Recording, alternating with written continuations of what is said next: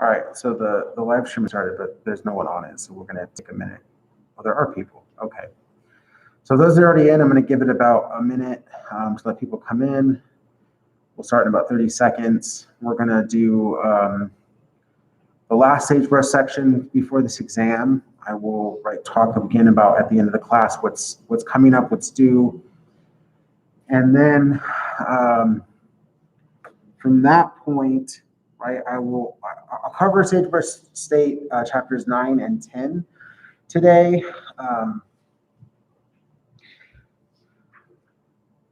No, there is no class on Thursday, right? When I have an exam, I don't have class because I feel like I'm taking time away from you.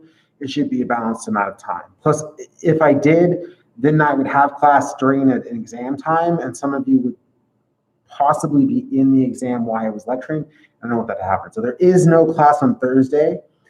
I wish I had scheduled this better, but I also didn't want to have a test on election day, right?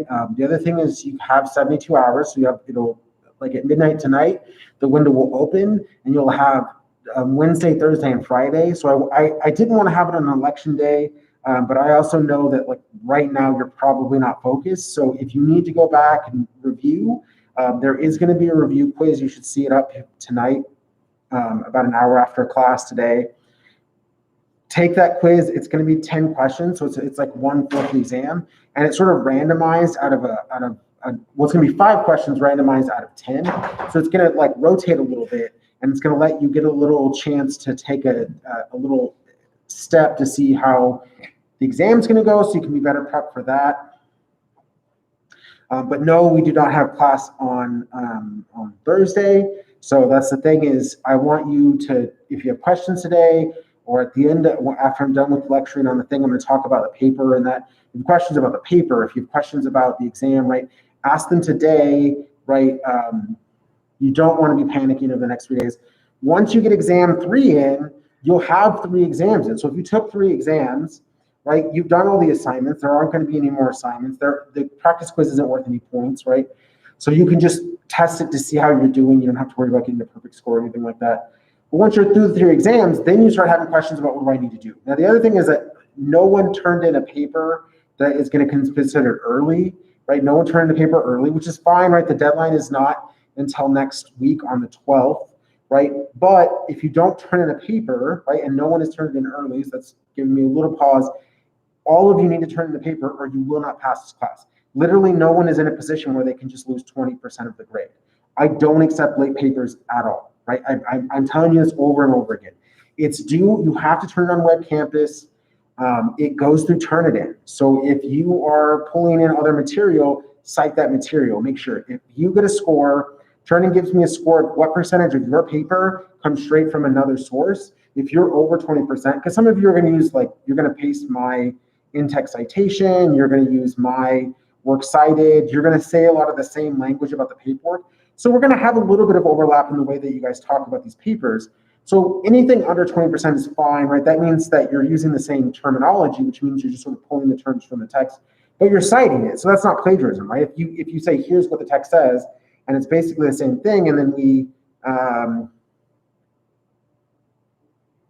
yes. That's the other thing is if you want feedback, try to submit it by Friday. I'll give you guys Friday because I actually got a lot of work done over the last couple of days. So let's say as long as you put it in by Friday, I will review it. There won't be extra credit, but I will review the paper, right? And I have gotten one paper that I did review. So just make sure, right, that's what I'm saying, make sure that you are using your material. When you're not, make sure you cite it. And try not to use the same language, right? Try to take in the material and then speak about it in the way that you would talk in your writing, right? I want to hear your voice in the writing. I don't want normative opinion, but I do want your voice, right? So don't just use the same words. Even if you don't get it exactly right, but I can tell that it's the way that you're discussing it rather than just repeating the words from the article, I would rather have that. I would rather have your understanding of it than just the article. I've read a lot of these papers and I've read the articles multiple times. I don't need more repetition of that. I need you to show me that you understand this material. And if the words that you use aren't the same words that they use, that's perfectly fine, right? I will understand where you're coming from. I want to see that, and it's not the expectation that you need to really understand this material, right? If there's something you don't understand in the articles, don't use that part. Use the parts that spoke to you, that helped you form an argument. The other thing is, don't use outside sources. Don't use anything from the outside. Don't search the internet. Just use those 3 sources, because it's not really about a well-founded, perfect argument, right? You're not trying to make the best argument you can. What you're really trying to show me is that you can take these articles and the information in these articles and synthesize them into an argument, right? It's a writing process. It's a critical thinking process. It's not, do you have the best information about marijuana legalization? Because we have a lot of information still coming in. There are a lot of states that might legalize today, right?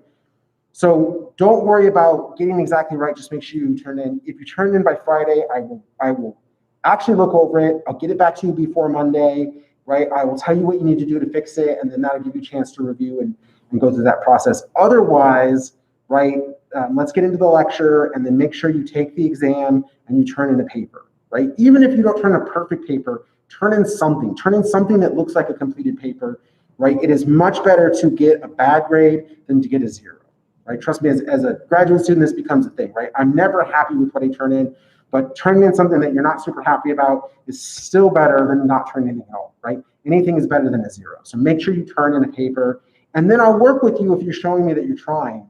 But if you don't turn a paper, that's it. There's nothing else I can do. You just lost 20% of your grade. So just make sure that you do that.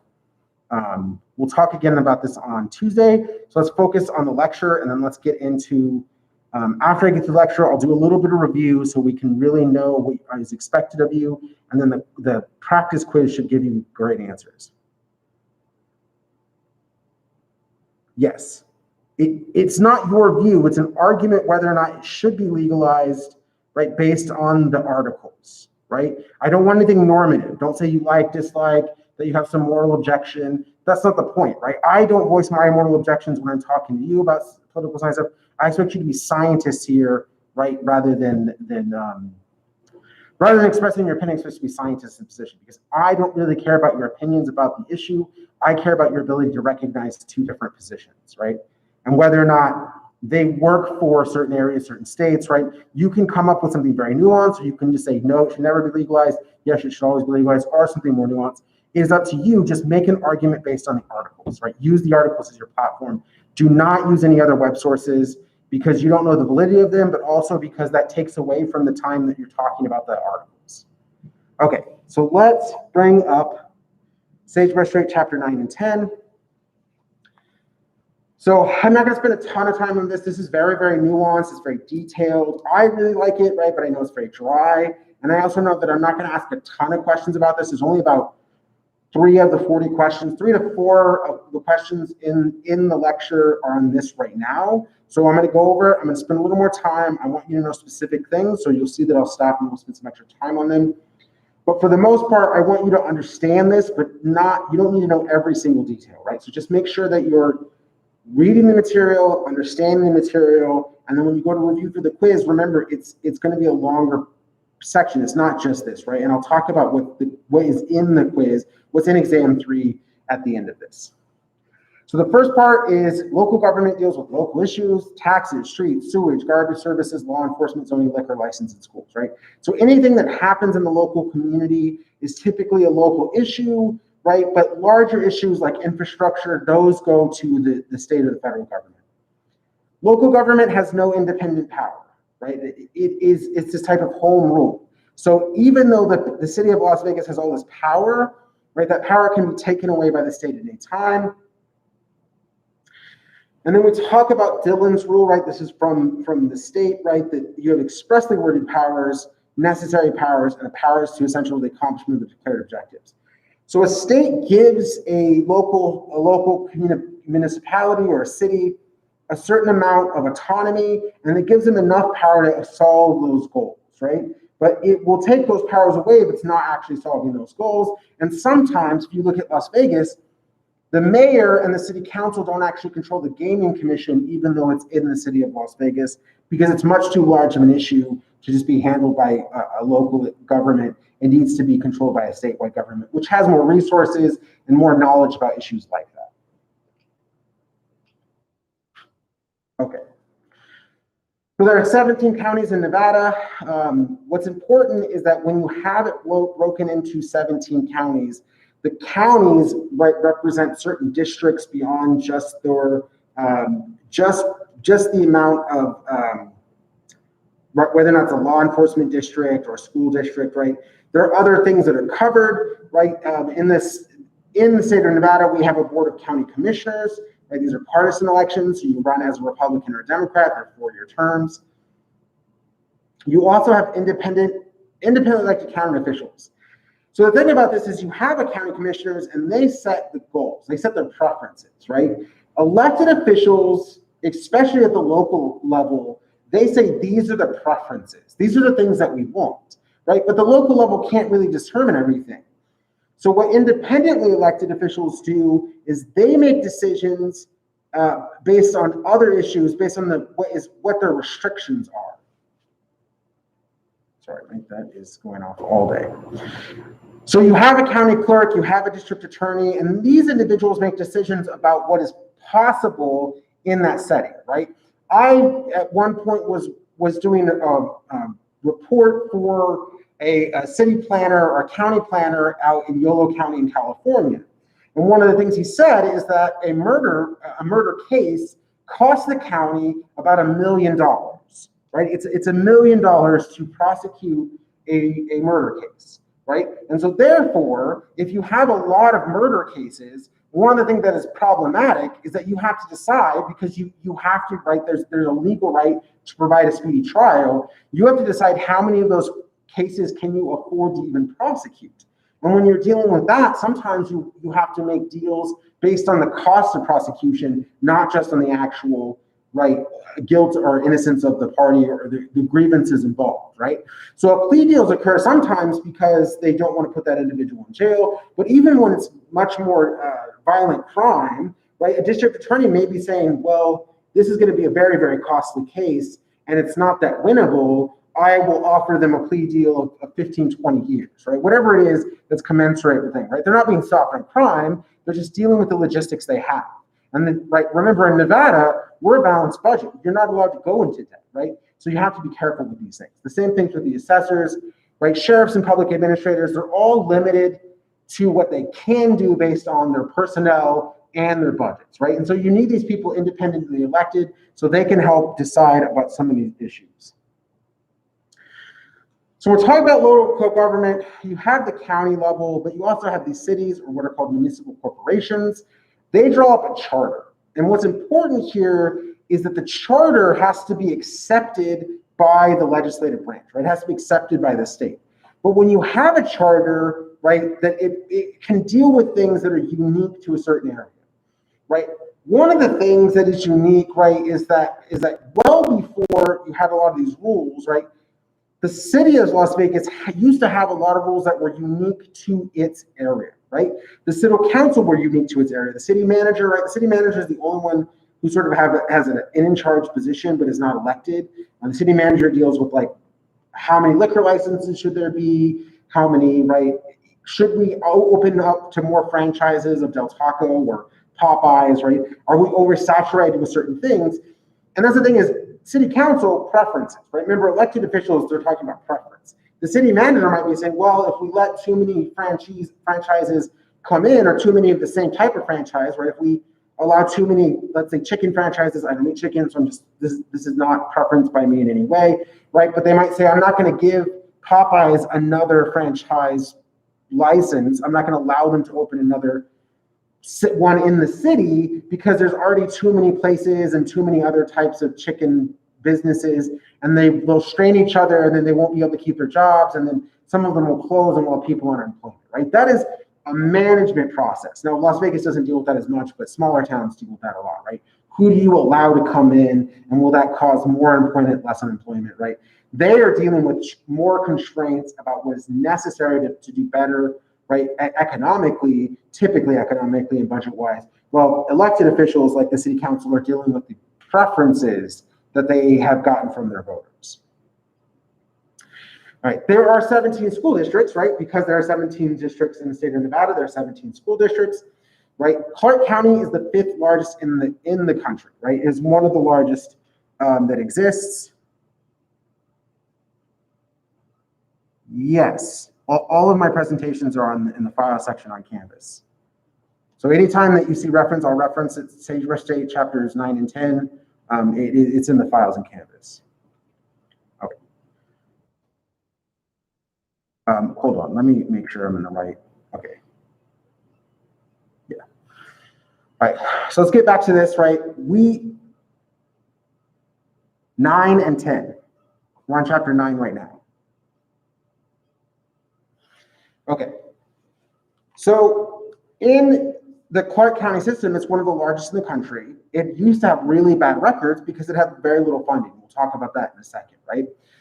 But because it was the 5th largest, right, there was a lot of attention being generated towards it. And so eventually it got some additional funding. But school districts are largely funded on property values and taxes, right? When we have low taxes and therefore low services, when we have a lot of people coming in, when you have a school district this large, you need a lot of funding. And without taxes, how do you fund something like that? So we'll talk about that when we get into the finances part of this lecture.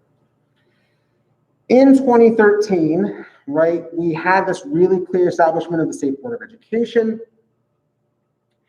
There are 4 elected members, right? The 4 elected members serve 4-year terms, right? And this is important because they only make up a portion of the board, right? The Board of Education has 3 appointed members. So you have 3 appointed members, 4 elected members, and 4 non-voting members. The 4 non-voting members are typically people who have a lot of experience and knowledge in education, and they advise on the behavior. The 3 appointed members, they come in with the other, they are appointed by the government, right? And they sort of represent the government's preferences, right? Typically the preferences of the electorate. And so those who are elected to the board, right, they might have different preferences than the governor and the legislative branch, right? But what's important here is that only 4 of them are elected, and those 4 are elected to 4-year terms, right? So if I talked about the State Board of Education, and I talk about how long they're elected, it's 4-year terms. They also represent different interests. If you're elected to the State Board of Education, your job is either to lower costs of education, right? You think it's too bloated, right? Usually a more conservative position is there's too much money being spent, and we need to fix this, we need to cut costs, right? Or that special services have to be provided, right? Typically, right, a more liberal approach is we need to provide special services, smaller classrooms, whatever it is, right? They are at opposing positions, right? So they're representing an electoral position, preferences just on education, right? They're single issue appointee or elected officials, right? They run on one position, which is education.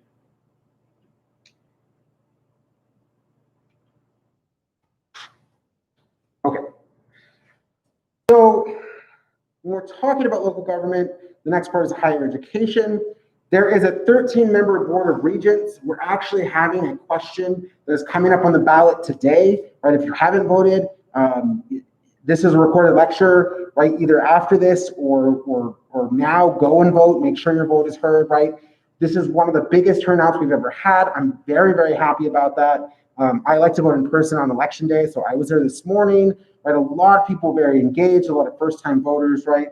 You definitely want to be part of this cultural moment, but also you always want to have your voice heard. And more than any time, there's so much stuff right now that impacts your life, right? There are questions about the language on the Constitution, about renewable energy, right? There are all these things that happen, all these elected offices. And if you did vote already, right, you know there are so many votes for you to make. There's so much influence you can exert on the system.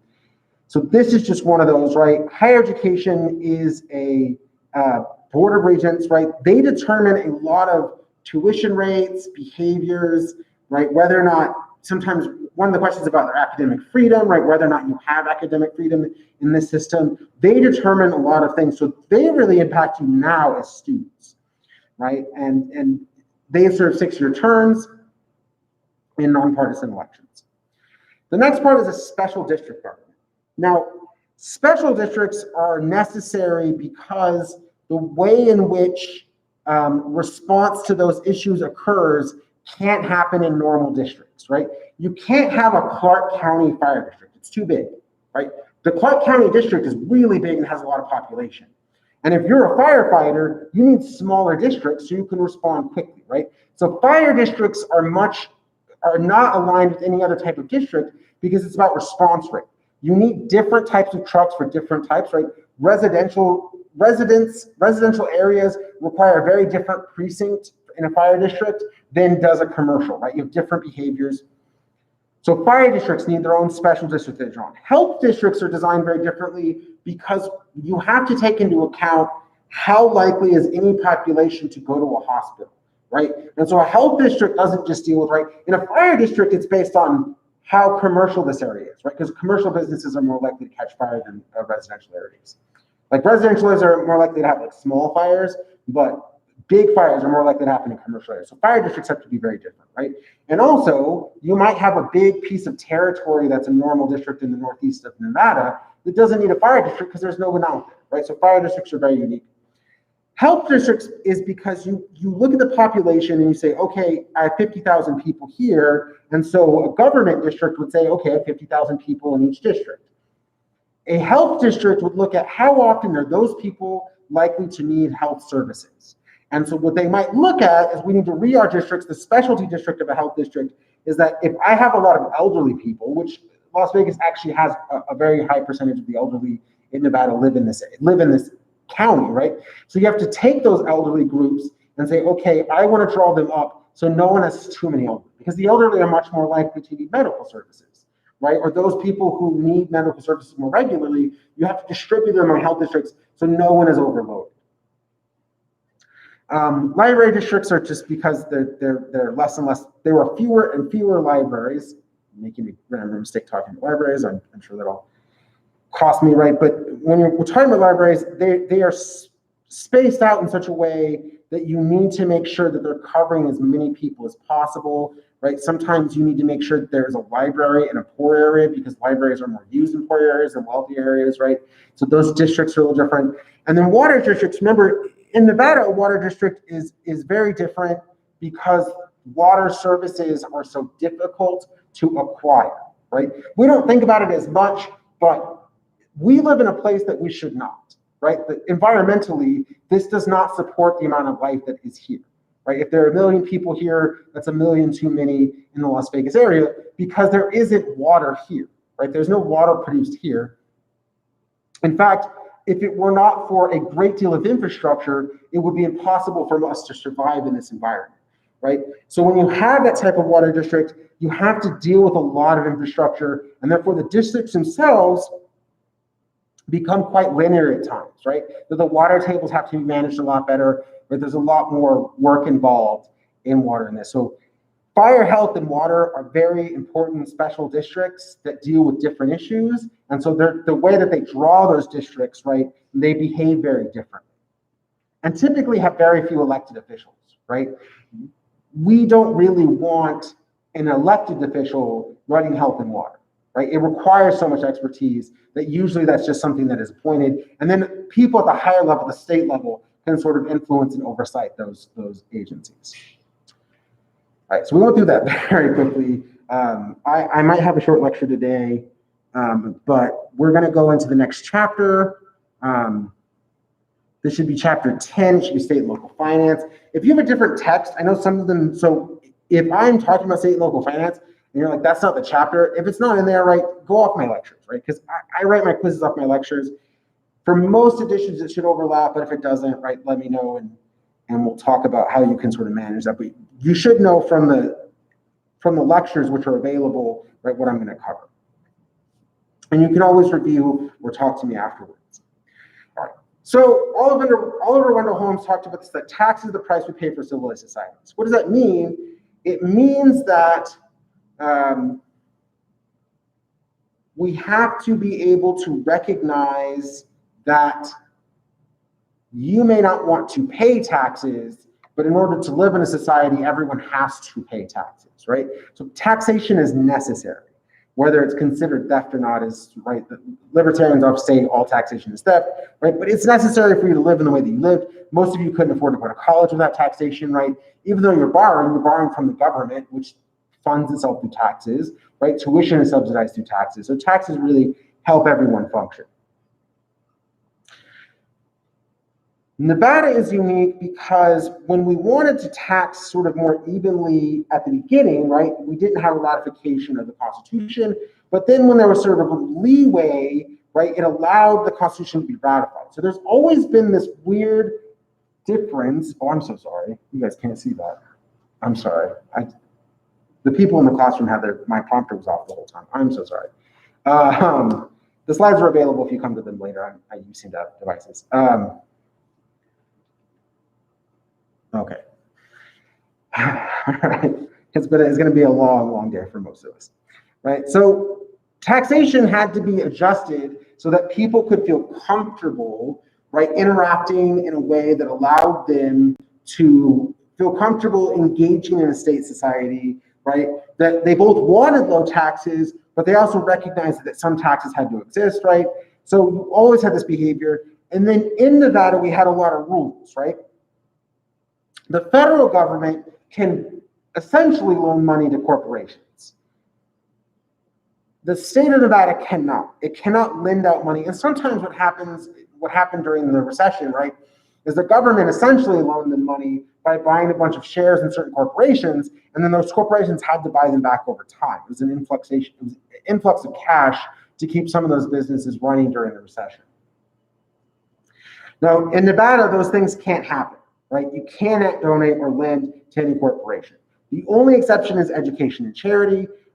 There are some private schools that essentially get funding from the government, and they did not want to have that violate Article 8, right? And there's the idea that some things should be allowed, the government should be allowed to give money to some issues, right? Especially if we're talking about the 19th and going into the 20th century, there are things like the March of Dimes, right, and other organizations and Red Cross that are trying to end things like polio and smallpox and the measles, right, and eventually having some success, and they actually aid the government, right? So sometimes charity donations lead, like not directly, but lead to a populace that's healthier and requires fewer services. In the state of Nevada, we have a 2-year budget. A 2-year budget is called a biennial budget, not biannual, biennial. A 2-year budget that has to be balanced, right? It's a 2-year budget, has to be balanced, right? It being balanced means that if you're spending too much this month, you've got to spend less the next month, right? Which is very problematic for us right now, right? Because we've been overspending for some time in our budget, right? And so we will have to dramatically cut services, right? One of the things we notice is that because of health services, but also because of budget, right, there isn't going to be a fireworks show or any sort of, there aren't going to be any really big celebrations put on by the city for New Year's this year, right? Because we already know we have to find budget cuts wherever we can. Entertainment, right? State budgets that can, things that can come off the state budget, right? Entertainment has to be first, so you pull as much of that you can. We don't really need more tourism, right? Because people are still coming, but they're not going to come in the high levels that they did before the pandemic, right? So you have to balance that budget, right? Balance it. And the thing about a balanced budget, it's not just that you can't borrow, therefore you can't spend more than you start, that you can't, like, it's not just that you can't spend money you don't have, right? It's also that you can't save money, right? Nevada is not allowed to save money for a rainy day, right? There's no rainy day fund, right? What we do have is that each budget has to include a surplus for emergencies. Sometimes we call this a contingent. Now, surplus for emergencies works in a very specific way. We know, right, why is this required? If you can't save for a rainy day, why is there also surplus for emergencies? Because over 2 years, right, we know there are going to be some emergencies that weren't accounted for. And therefore, there's always going to be a certain amount of the budget that has to go to that. The problem with that is that it only covers so much. And the surplus we had is not going to work for this pandemic, right? We've already blown through that, right? So now we're spending money we don't have, which means in the next few months, more and more services will have to be cut, but we can't cut services because there's so many things, right? So the federal government will be expected to sort of jump in and sort of help out a little bit here and there. But for right now, right, we're not meeting the requirements of a balanced budget and a surplus for emergencies. There's none of that right now. But remember, state of Nevada has to be a 2-year budget, it has to be balanced, and it has to have a surplus for emergencies. Now, the other reason why this is very difficult is because we were, in the last census, the fastest growing state in the country, right? Nevada was growing faster than any other state. Now, that might have slowed down this year, but up until about 2014, 2015, we were continually the fastest growing state. And because we were growing so fast, right, one of the things is that most of the people that moved to Nevada moved to Clark County. So we're going to have a much more urban state, even though there's a lot of rural area, this is going to be a very urban state when it comes to voting, right? In 2010, 72% lived in Clark County.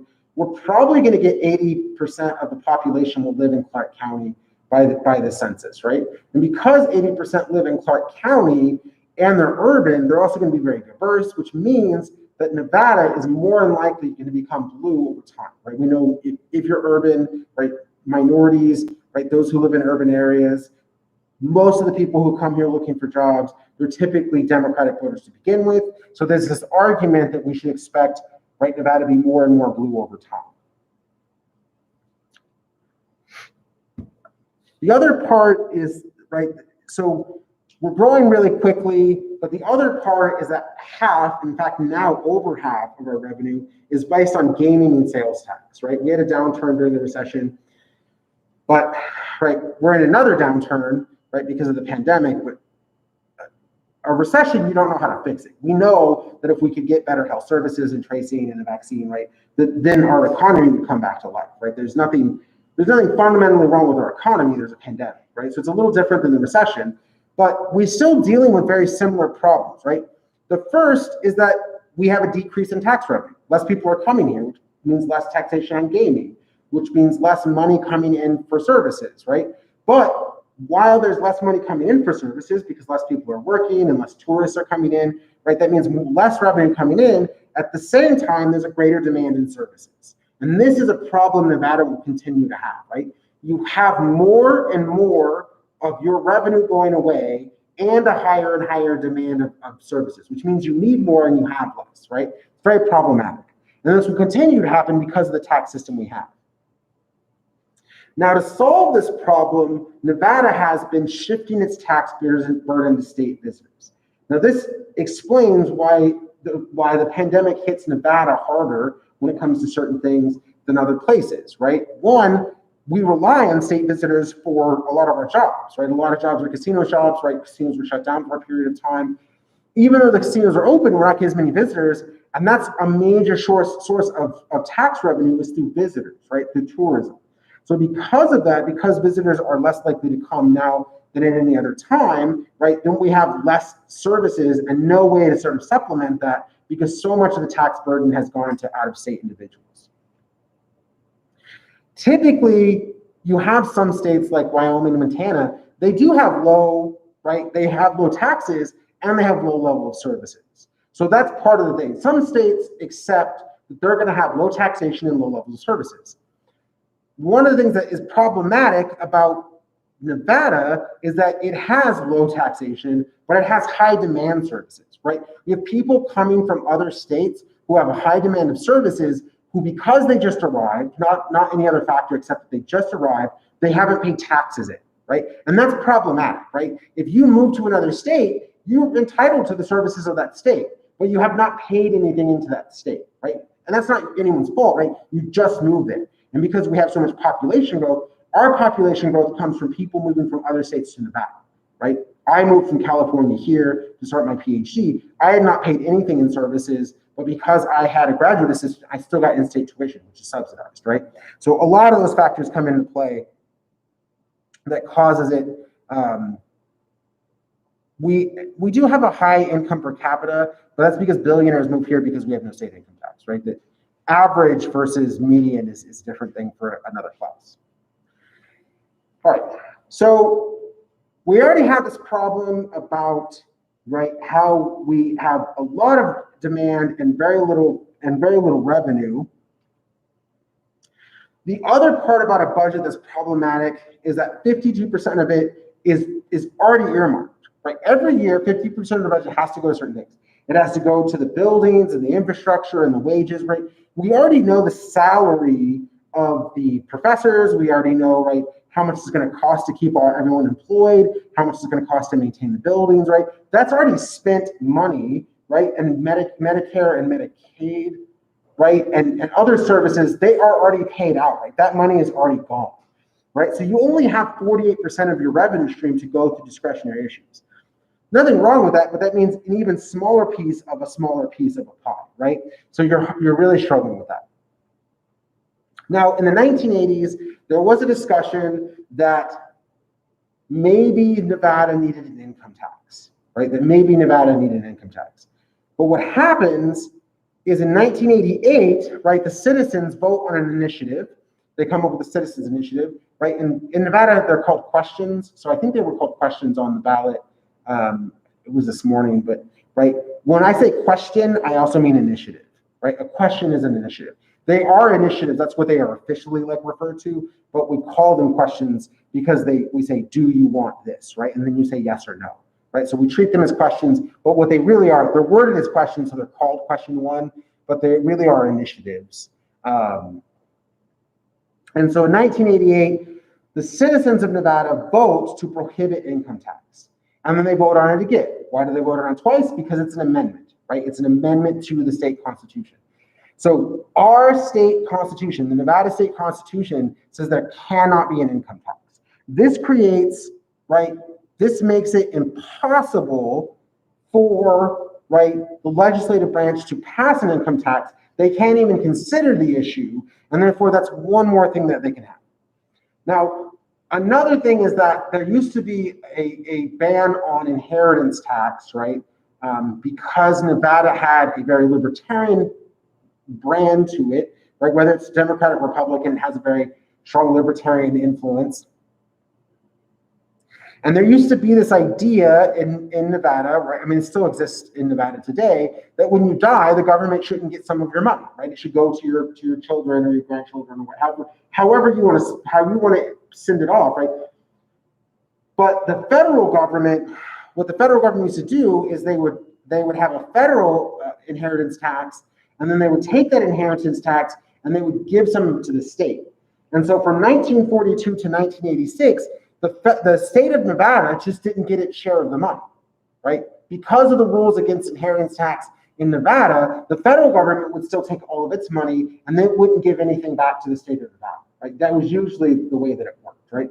So in 1986, the legislative branch decided that they could collect the part of the inheritance tax that comes from the federal government, right? And then they earmarked it for education. So it actually worked out pretty well, right?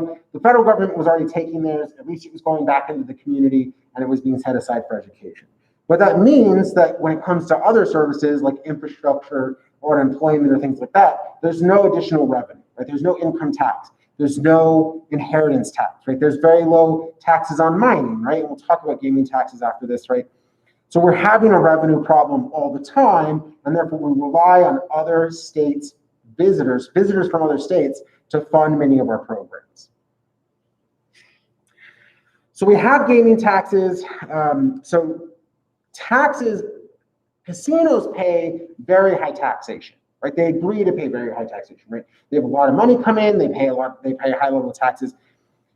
Unlike most businesses, which pay only on their profits, casinos pay a percentage of the gross gambling income.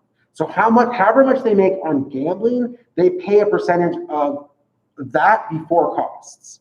So when it comes to their businesses and other things like that, they pay normal taxes. When it comes to their gaming taxes, they pay it on the gross, right? Gross is before you encounter costs, right?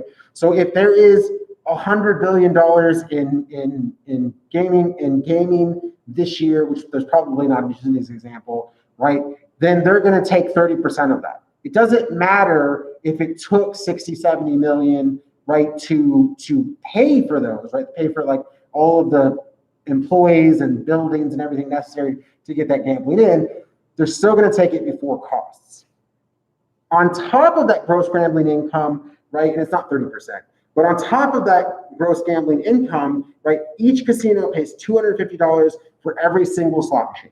Every single slot machine is $250 a year to that casino. So when you look at them, right, they have to make at least $250 a year, plus whatever that tax is to even break even just on taxation, right? But, right, the amount of money going through slot machines is probably quite high, right? But that has to be there.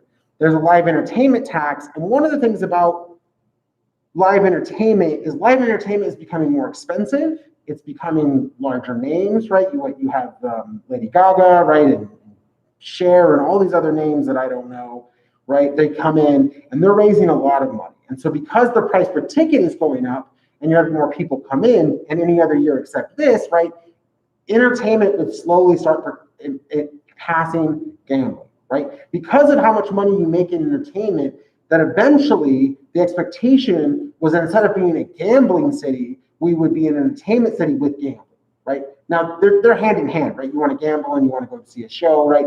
But the shows are making so much money that they could surpass gaming in the next few years, except for right now. We'll see how that happens. Live shows are coming back, but we'll see how that even works. There's tax on each gaming table, right? I don't expect you to know that, the amounts there, but each gaming table, just by having the table, they have to pay a tax. Nevada prohibits lotteries. Now, one of the things about lotteries is that most lotteries used to argue that most state lotteries, right? California has a state lottery and there's like a multi-state lottery. They used to argue that what you would do is you would play the state lottery. And you buy a ticket with some numbers on it in the morning, and then in the evening at like 7 p.m., 6:30, right, the news reads off the numbers, and if you match your numbers, you win a lot. And one of the things about them is that all of the funds are supposed to go to education. Now, John Oliver does this really great report, like this is like a year or two ago, right, that basically every dollar that comes from these lotteries, the government just takes a dollar away, so there's no actual benefit to education when it comes to these.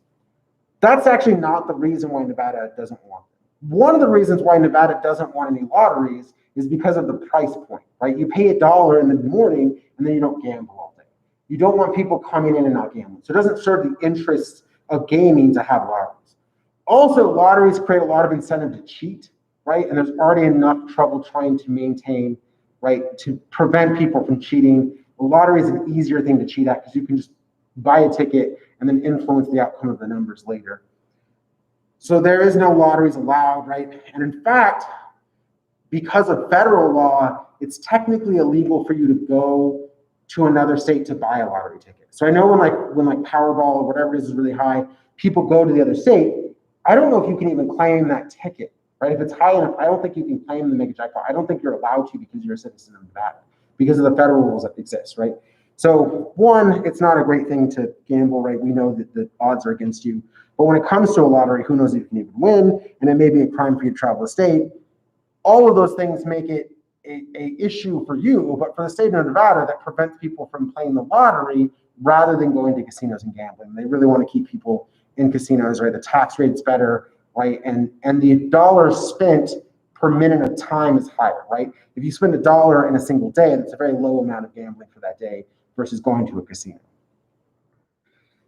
Right. So let's talk about sales tax. Nevada has a law that prevents any sales tax above 2%, right? Now this is the thing that is a little more complex. So when you go to pay for something, you only pay 2% in sales tax.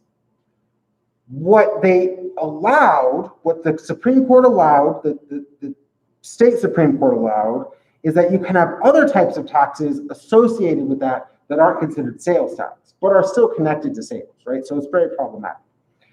So by law, sales tax cannot exceed 2% in Nevada. So we should have one of the lowest rates of sales tax. But because we have this 2.6% school support tax and this 2.5% city council relief tax, right? Because all of these other taxes that aren't really sales tax but are associated with sales, right, which they allowed, right, it creates one of the highest sales taxes in the nation.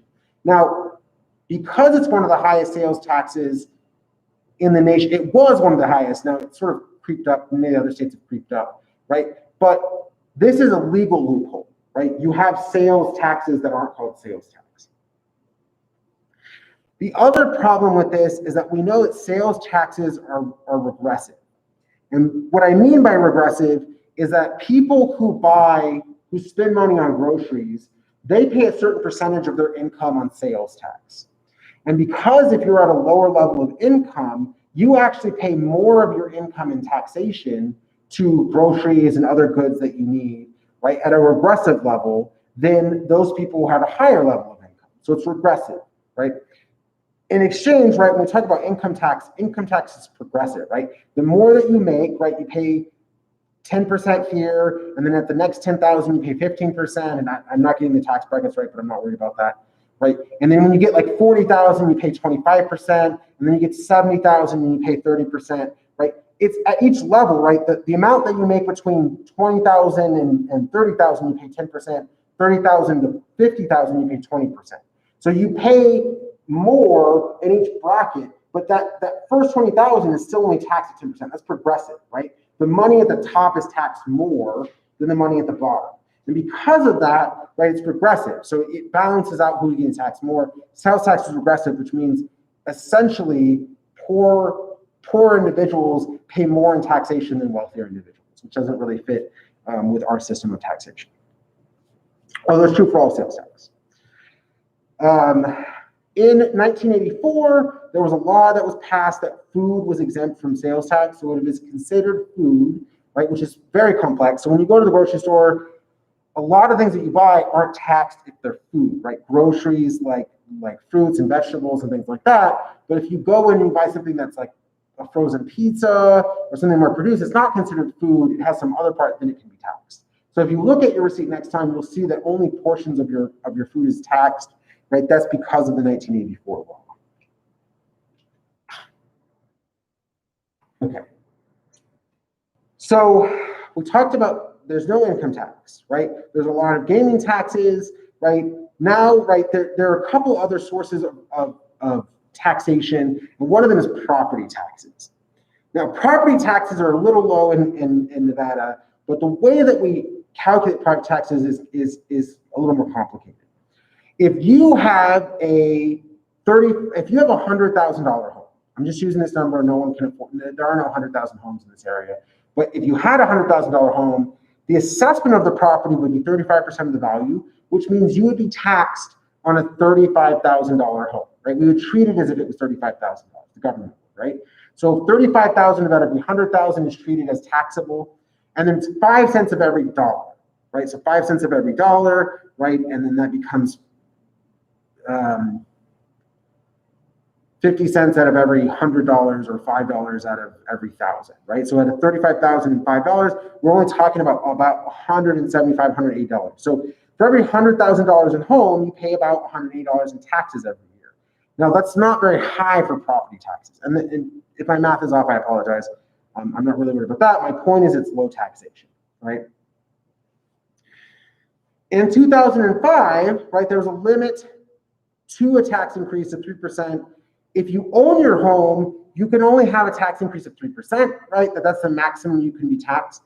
So 3% total. So if the 5 cents goes over 3%, and 8% for businesses, right? Some of you, it's a little more common in very wealthy communities, but sometimes someone will live in the home and it'll be financed through them, even though the company is doing it, so that they could go lower interest rate. Because you want, right, the reason why this law is passed this way is you want people living in the homes that they bought, right? You don't want speculation, you don't want flippers, because they're actually bad for the economy, right? They're taking a lot of risk, right? And if they take a lot of risk and a lot of debts and they go bankrupt, right, then that risk and those assets, they become toxic assets, which belong to the banks and the governments, right?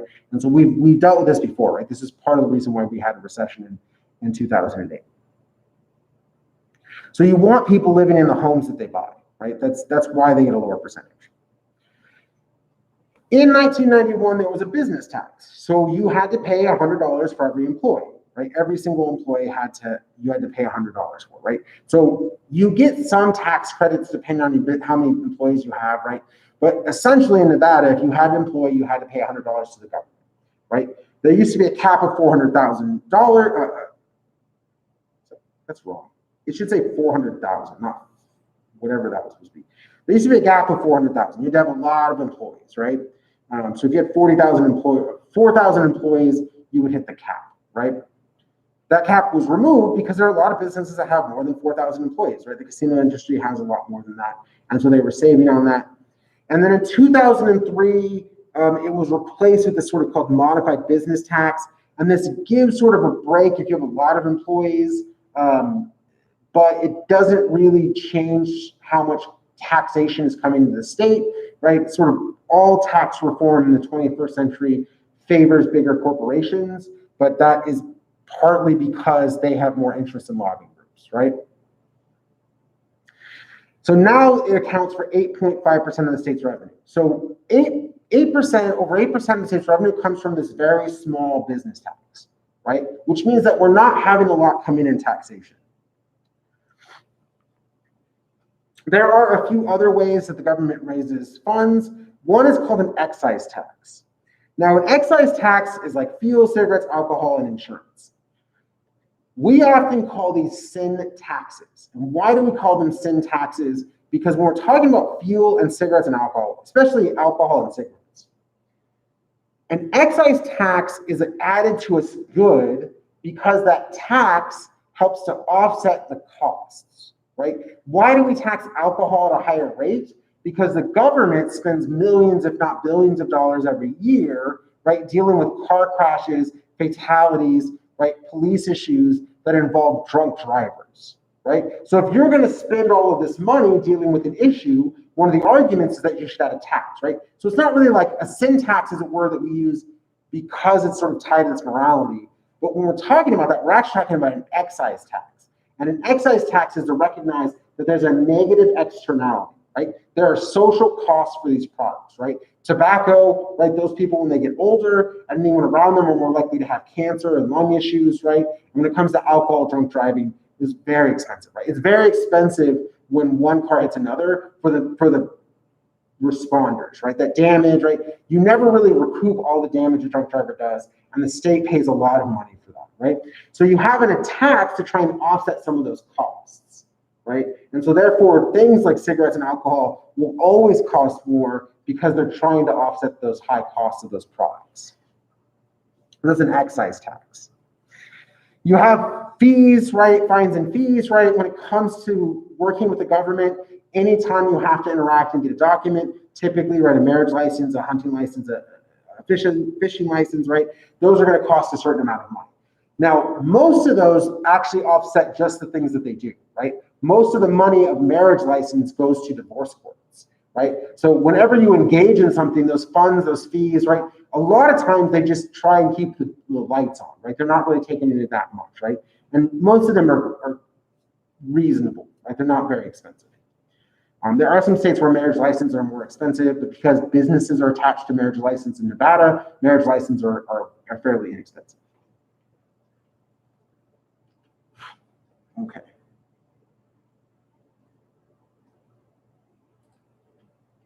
Oh, good. Okay. So we're on the last slide.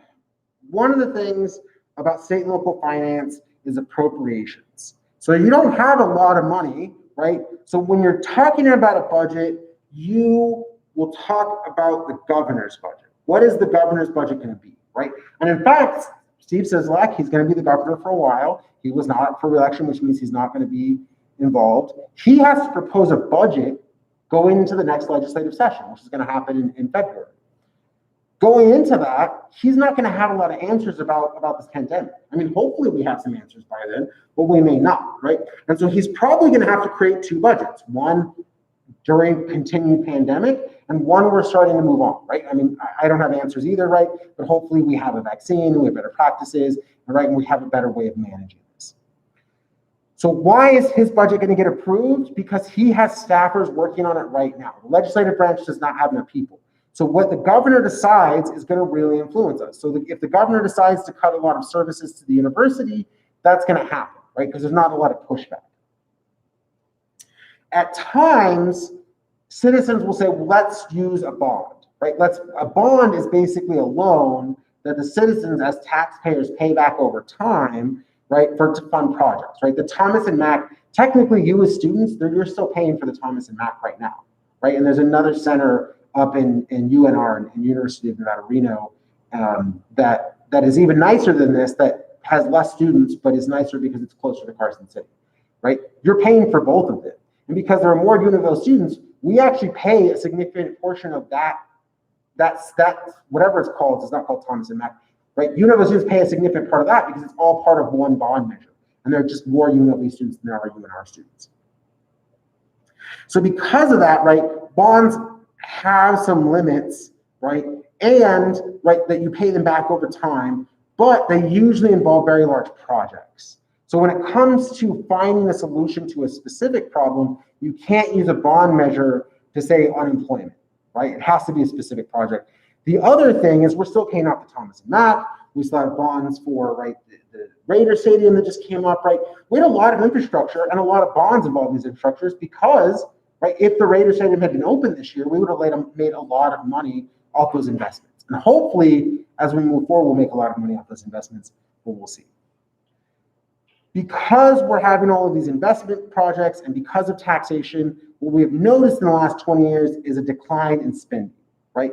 K through 12 has a little bit of a decrease, right? That because you have to watch children in a K through 12 system, there's limits, right? You can only cut so much.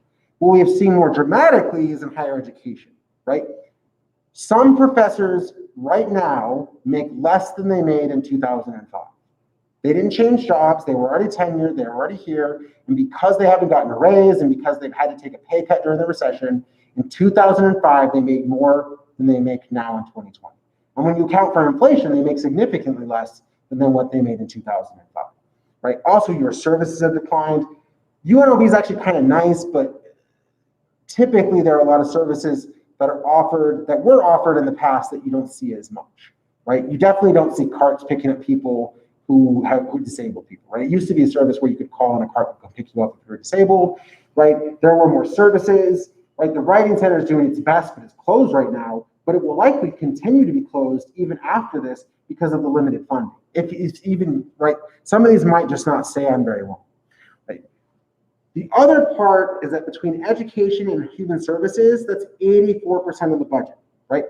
UNLV, UNR, all the university systems, right? The community colleges, K through 12, and just like Medicare, Medicaid, and dealing with humans, right? Whether it's food services, food stamps, other benefits, that's 84% of the budget. That does not leave you a lot for other aspects. Now it covers fire and police, but 16% of the budget to solve any problems that come up, right? Which means Nevada is not going to come up with a solution to the pandemic. It's not going to come up to a solution with water, right? With water infrastructure, that has to come from the federal government. So that's one of the things when we talk about the need for federal government, which is in actually the Federalist 10 papers, is that there are some issues that are too big, right? This isn't a failing in Nevada, it's another thing. The part with Nevada that's problematic is that we keep taxes so low, but we require so much services. And that's going to come to an impasse in the next 10 to 20 years. All right. That is it for all the new material that we are going to cover today. And I finished a little early because if you have not voted, go vote, right? You are in a position that is very unique, right? We rarely get this opportunity where election matters so much, right? And I'm not just talking about the presidency, right? Most people are just talking about the presidency.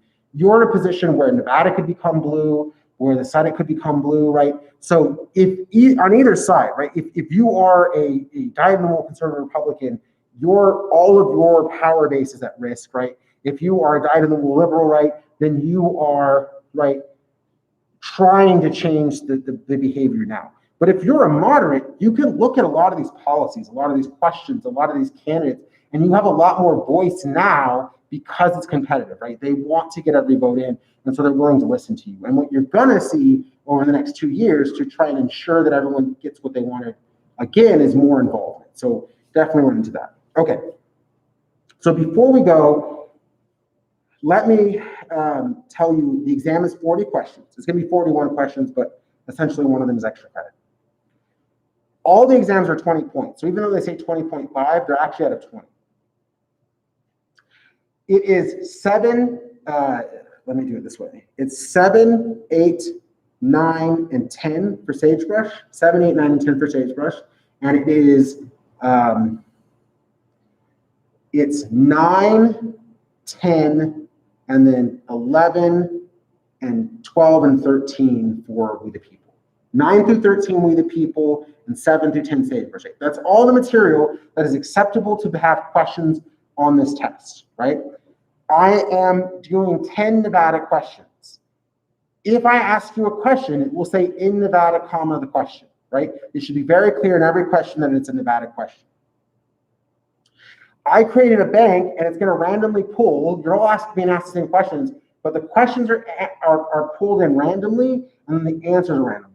So I will know, one of the weird things is I will know if you went with someone else to the test, because sometimes some of you will not check the answer and be like, oh, what did you get for it? Oh, I got C, you got C, right? And it'll be very clear that you sort of came together. Don't do that, right? But other than that, other than having someone help you with the exam, open note, open book, right? My lectures take too long. I take too long to get the point. I know that, right? That's available to you, right? So go through my lectures. If there's feel like one you didn't watch it. If you didn't read one of the chapters or one of the topics, make sure you read it. Make sure that you know the terminology from my slides.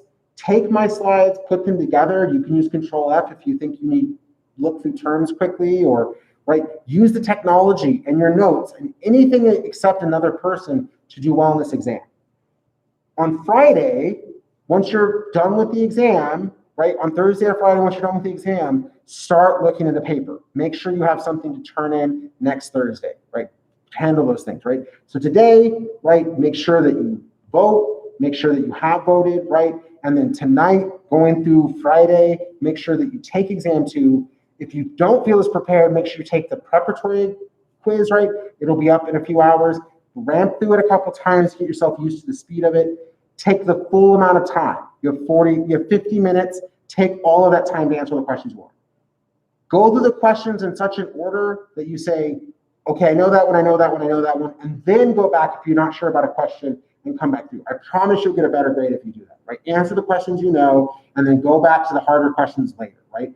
Or, right, if you're not sure, tag them, right? The system allows for that, right? That you can highlight, say, okay, I'm gonna come back to this, right? So the system's in place for that to work. All right, I wanna let you guys go. I want you to have a really good day. Remember that it is chapters 9 through 13 in We the People and 7 through 10 in Sagebrush State. Study, get prepared, and then, right, remember the exam's coming up, but also today is election day. Make sure your voices are heard. All right, thank you very much. Have a good day.